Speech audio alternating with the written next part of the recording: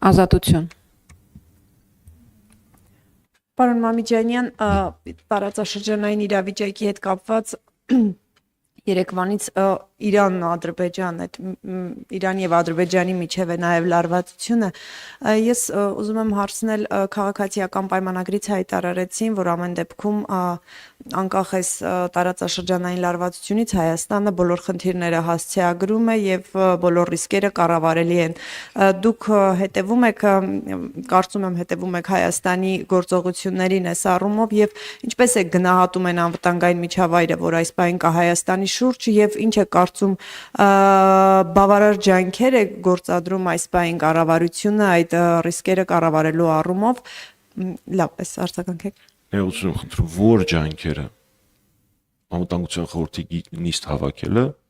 կարողացել են զանգել բոլորով հավաքվել։ Դրա ես ինչ եմ մեկնաբանում։ Ասում ես տարածաշրջանում լարում է,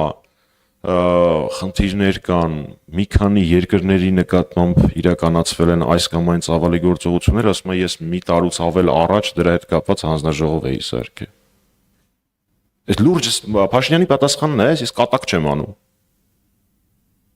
Ասում եմ ես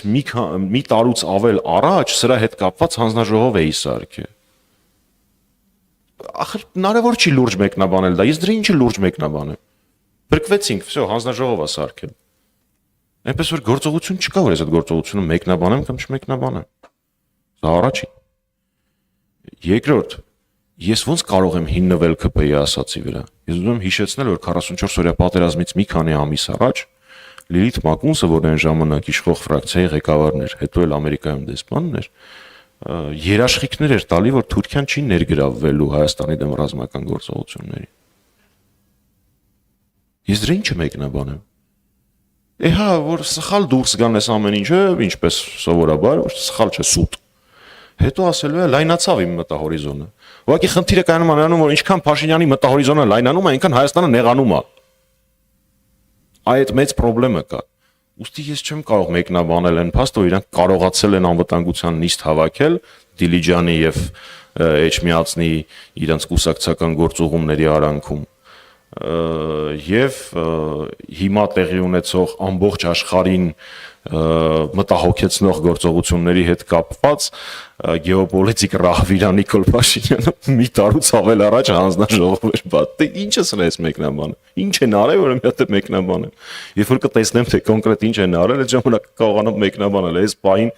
այն փաստը, որ անվտանգության խորհրդում ինչ որ մարդ կարողանում է հեռախոսից օգտվել եւ կազմակերպել 10 հոգու հավաք, ես դա մեկնաբանել չեմ կարող։ Պարոն Մամիջանյան, այդ դեպքում ըստ ձեզ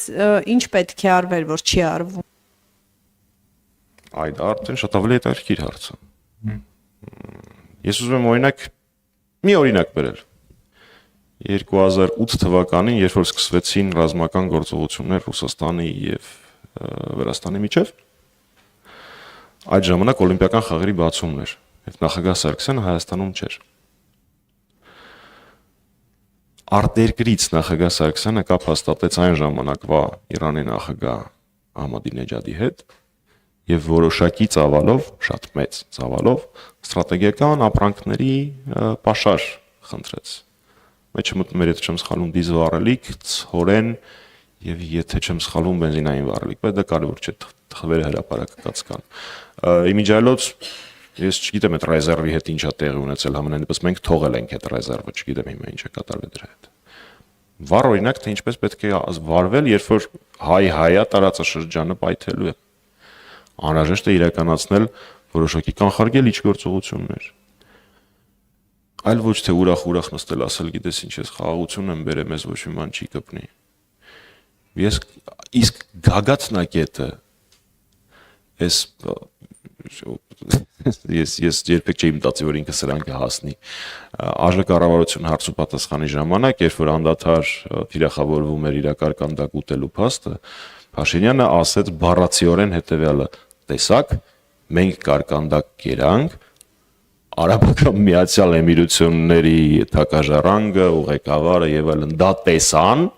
դե գիտեք, սաղ օրը Էմիրությունների ղեկավարությունը Փաշինյանի TikTok-ին է հետևում, ուրիշ առանձնապես գործողություններ չի անում,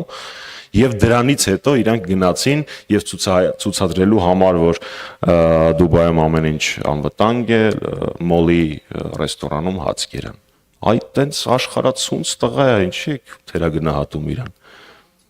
Ոչ, Աստված մի արասցե։ Շնորհակալություն։ Սիվիկեյը Շնորհակալություն, պարոն